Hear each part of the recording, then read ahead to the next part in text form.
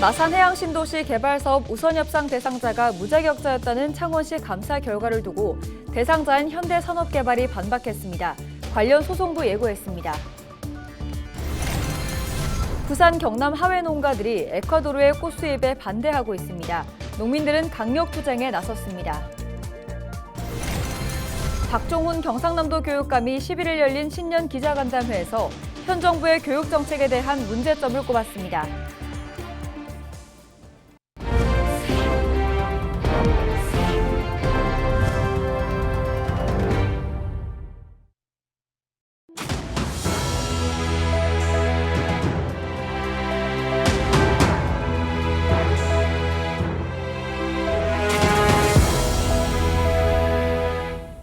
시청자 여러분 안녕하십니까? 헬로티비 경남뉴스입니다. 지난해 헬로티비 뉴스에서는 마산해양신도시 개발사업 우선협상 대상자가 무자격 업체였다는 창원시 감사 결과를 전해드렸는데요. 그동안 말을 아끼던 이 업체가 감사 결과를 반박하며 감사관을 허위사실 유포 등의 혐의로 고소했습니다. 또 법적 대응도 예고하면서 사업 표류가 장기화될 우려가 커지고 있습니다. 보도에 표영민 기자입니다. 창원시는 지난해 11월 마산해양신도시에 대한 감사 결과를 발표했습니다. 당시 감사관실은 5차 공모 우선협상 대상자인 현대산업개발 컨소시엄이 공모지침을 어긴 무자격 업체였다고 밝혔습니다. 공고문에 기재된 참가 의향서를 내지 않았고 컨소시엄으로 사업계획서를 제출했다는 이유에서입니다. 또 선정 과정에서 공무원의 과도한 개입이 있었다고 지적했습니다. 부적절한 업무 처리, 업무 소홀 등 문제가 확인된 관련자에 대한 내부 조치와 함께 위협하고 중대한 비위에 대해서는 관련 규정에 따라 조치하고 담당 부서에는 마산해양신도시 민간복합개발 시행자 공모사업 정상화 방안을 요구할 예정입니다. 그동안 감사 결과에 말을 아꼈던 현대산업개발 컨소시엄 측이 반박에 나섰습니다. 5차 공모에 선정될 수 없는 무자격 업체라는 창원시의 발표는 허위 사실이라는 겁니다. 문제가 되는 참가 의향서의 경우 감사관이 공고문보다 우선순위에 있는 공모지침서 해석을 의도적으로 누락했다고 주장합니다. 사업 신청 자격이 없음에도 사업계획서를 정상 접수했다라고 주장합니다. 이 또한 같은 7항의 관서 조항인 참가 의향서를 제출한 자와의 컨소시엄을 통한 사업 참여는 가능하다라는 조항을 은폐한 내용입니다. 우선 협상 대상자 지정 취소 청문 절차를 밟고 있는 창원시는 지정 취소 결정은 감사 결과와는 별개라는 입장입니다. 현대산업개발 컨소시엄 측은 우선 협상 대상자 지위가 취소되면 관련 소송을 진행할 계획입니다. 문제는 4차 공모에서 떨어진 민간 사업자의 소송이 진행 중인 상황. 엎친 데 덮친 격으로 새로운 소송도 예고되면서 수년째 표류 중인 마산해양신도시 개발 정상화가 묘연해지고 있습니다. 헬로티비 뉴스 표영민입니다. 박종훈 경상남도 교육감이 11일 열린 신년 기자간담회에서 현 정부의 교육 정책에 대한 문제점을 지적했습니다. 박 교육감은 정부의 교육발전 특구와 관련한 취재진의 질문에 경남에서는 이미 교육부와 협업해 진주사천 고성에서 항공산업, 김해에서 미래자동차 의생명으로 직업교육 혁신지구 사업을 하고 있다고 밝혔습니다. 이어 기존 사업과 개념만 바뀌어버리면 학생들이 흔들린다며 교육부의 공모사업은 교육감과 협의되지 않은 것이라고 말했습니다. 그러면서 다음 전국교육감 협의회에서 이 문제에 대해 강력하게 항의할 준비를 하고 있다고 말했습니다. 정부는 지방 균형 발전의 핵심 정책 중 하나로 교육발전 특구를 추진하고 있습니다. 지역 특색에 맞는 교육 정책을 지자체와 교육청, 대학, 지역 산업체가 협력해 추진하는 제도며 다음 달 1차 공모 마감을 앞두고 있습니다. 이날 신년 기자간담회에서는 생태 전환교육과 캠퍼스형 공동학교, 유치원 어린이집 통합 등 경남 교육의 주요 현안에 대한 내용도 오갔습니다. 유보 통합의 개념은 그렇게 행정만 통합을 하는 것이 유보 통합이 아니거든요. 유치원과 어린이집의 교육 과정과 프로그램도 통합이 돼야 되는데 이것은 또 그 인력을 종사자들의 교육이 양산 영대교에서 투신했던 20대 여성이 시민의 빠른 신고와 소방의 출동으로 안전하게 구조됐습니다. 양산 소방서는 10일 아침 7시 12분쯤 양산 영대교에서 여성이 투신할 것 같다는 신고를 받고 3분 만에 현장에 도착해 여성을 구조했습니다.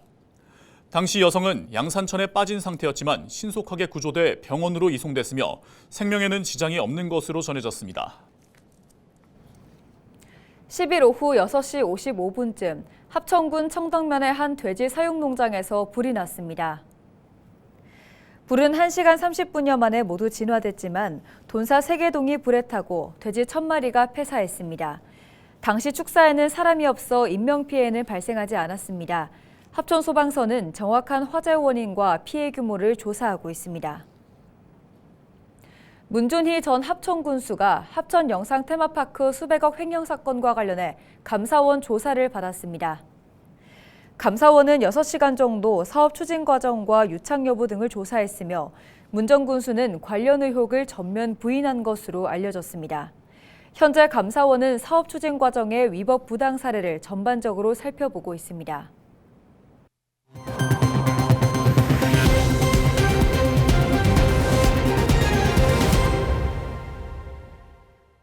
한국과 에콰도르의 전략적 경제협력 협정을 타결한 데 이어 국회가 정식 체결 준비에 나서면서 부산 경남 화훼 농가가 반대의 목소리를 높이고 있습니다. 그동안 지었던 농사를 뒤엎고 국회 항의 방문 등 강력 투쟁을 예고했는데요. 전주현 기자가 보도합니다. 트랙터가 요란한 소리를 내며 밭을 지나갑니다. 그동안 농민들이 땀과 노력으로 길렀던 거베라는 힘없이 꺾였고 땅은 갈아엎어졌습니다. 한편에선 싱싱한 거베라와 장미, 국화 등을 바닥에 놓고 잘라내거나 밟아버립니다. 한국과 에콰도르의 전략적 경제 협력 협정이 타결되면서 하해 수입 급증을 우려하는 농가들이 생존권을 지키기 위한 투쟁에 나선 겁니다. 인건비, 자재비 빼고 나면 농민들이 꼴은 떨어오는 게 거진 없습니다. 그래서 거베라 농가에서 농사를 포기하고 이런 오늘 행사를 진행을 하는데 모든 국민들이고 정부에서는 이런 실정을 모르고 있기 때문에 에콰도르 하해 수입 소식에 농가들은 막막하기만 합니다. 35년째 김해 대동면에서 장미를 재배하고 있는 김종철 씨. 비료값과 전기세 등 모든 생산비가 증가해 어려운 상황 속에 엎친 데 덮친 격으로 하해 수입량을 늘린다는 것은 말도 안 된다는 것입니다. 김 씨는 오히려 수입이 제한됐던 코로나19 시절이 더 나았다고 말합니다. 지금 그렇지 않아도 뭐 콜롬비아나 동남아에서 많이 들어오고 있는 걸로 알고 있습니다. 그런데 에콰도르까지 들어온다면 에콰도르의 수입량이 거의 1억 달러 된다 하는데 거의 농가가 전부 전멸하지 않겠나 그런 생각도 두려움이 듭니다. 실제로 FTA 이후 하해 수입 동향을 보면 콜롬비아산 장미는 36.5배 증가했고 베트남산 국화는 60배 늘었습니다. 현재 장미 10송이 한 단의 거래 금액은 8,000원 선. 하지만 에콰도르산 장미는 한 단에 4,000원 정도에 불과하다 보니 국내 화훼 농가로서는 전략적 경제협력 협정 체결 소식에 망연자실할 수밖에 없습니다. 농민들은 국회에서 농가 피해를 최소화할 수 있는 하회산업진흥법 개정안을 하루빨리 통과시킬 것을 요구하는 한편 국회와 농림축산부를 항의 방문해 규탄의 목소리를 높일 계획입니다. 헬로티비 뉴스 전주현입니다. 지역화폐 많이들 사용하시죠? 정부 예산이 갈수록 줄어들면서 할인 비율과 결제 한도가 축소돼 비판의 목소리가 큽니다. 경남도는 올해 지역화폐 예산이 아예 책정 안 됐고 부산의 경우 예산이 70% 이상 줄어든 상황입니다. 부산시는 올해 상인이 할인율 일부를 부담하는 동백플러스 가맹점으로 활성화를 껴야겠다는 계획인데요.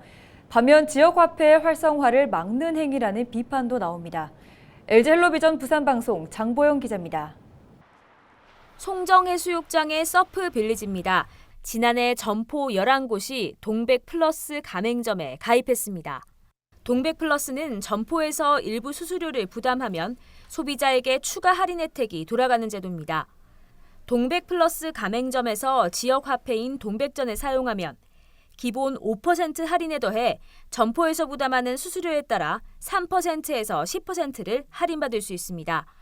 부산시는 가맹점에 3% 추가 할인을 지원하는데 이렇게 되면 소비자가 최대 18% 할인받습니다. 캐시백을 받으실 수 있으니까 너무 좋아하시고, 그리고 그 혜택을 받으신 분들은 반드시 다음에 또 재방문해 주시는 부산시에서 보존을 해 주셔가지고 괜찮은데, 앞으로는 저희가 부담을 해야 되는 상황인데 카드 수수료 겸 이렇게 생각하면 저희한테는 오히려 좀 도움이 되지 않을까. 하지만 상인에게 지역화폐 수수료라는 짐을 지우는 제도란 비판도 꾸준히 제기됩니다. 동백전의 부산시 예산은 2022년 1,600여억 원에서 올해 본 예산 500억 원까지 70%가량 축소됐습니다.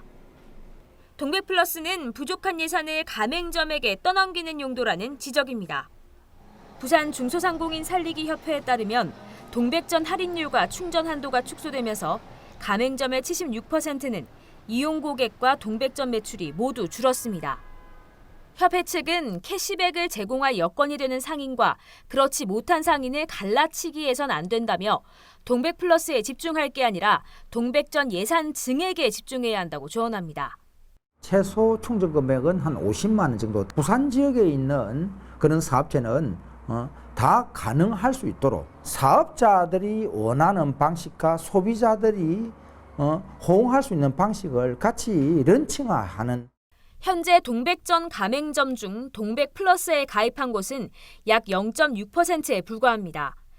부산시가 동백전 활성화 대책으로 동백플러스 제도를 밀어붙이면서 상인들과의 동상이몽은 계속되고 있습니다.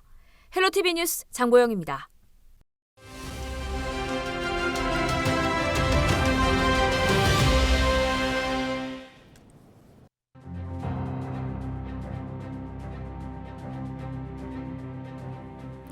(22대) 국회의원 선거가 90일 앞으로 다가왔습니다. 총선 시계가 빨라지면서 선거운동을 할 때도 지켜야 할 것들이 늘어납니다. 안녕하세요. AI 윤석열입니다. 윤석열 후보와 너무 닮아 놀라셨습니까?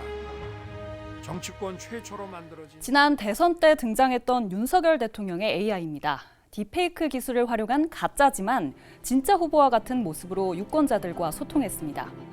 그런데 이번 선거에서는 이런 방식의 선거운동에 제약이 따릅니다. 선거 90일 전부터는 딥페이크 기술을 활용할 수가 없죠.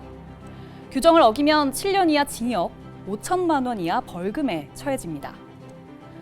이런 내용은 이번 선거에서 처음 적용되는 건데 공직선거법 개정법 시행 시점인 이달 29일부터 강제할 수가 있습니다. 다만 선거관리위원회는 본래 법의 취지대로 총선 90일 전인 11일부터 AI 선거 활동을 감시합니다. 제22대 국선 대비 허위사실 공표 비방 특별대응팀을 확대 편성 운영하고 있습니다. 특히 국선 선거일을 90일 앞둔 1월 11일부터는 AI 모니터링 요원, AI 감별반을 좀 조기에 편성 운영해서 시도 선관위 같은 경우에 AI 모니터링 전담 요원을 확대해서 운영을 하고 있습니다.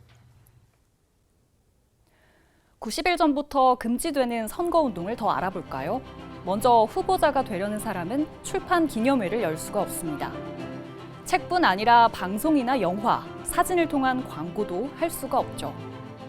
현직 국회의원이나 지방의회 의원은 이 시점부터 선거일까지 의정보고회를 하면 안 됩니다.